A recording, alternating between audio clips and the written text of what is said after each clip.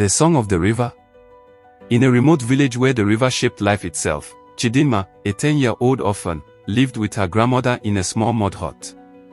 Her parents had died when she was very young, leaving her with only memories of her mother's songs.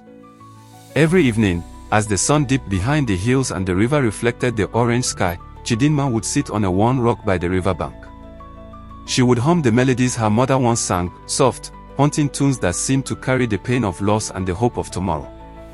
Her songs weren't just music, they were prayers for food, love, and protection.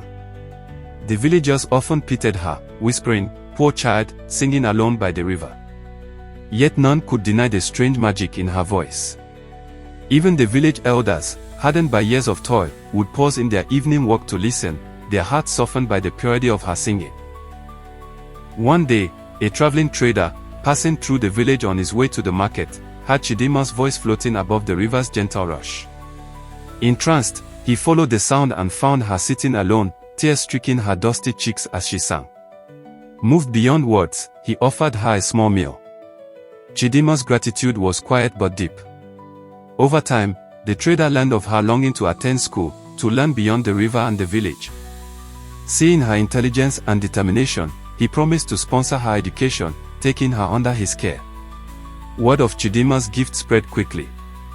The villagers, who once pitied her solitude, now gathered by the river every evening to hear her sing. Farmers, exhausted from long days in the fields, would pause their work to listen. Merchants, passing through, would leave offerings of food or small coins. Her voice, once a private lament, became a beacon of hope and healing.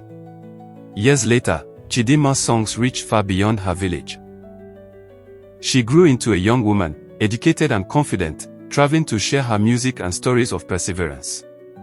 She never forgot the river that had been both her stage and her sanctuary, nor the small acts of kindness that had changed her life. Lesson: even in pain, one's unique gifts, when nurtured with courage and hope, can become a light that draws help, inspires others, and changes lives.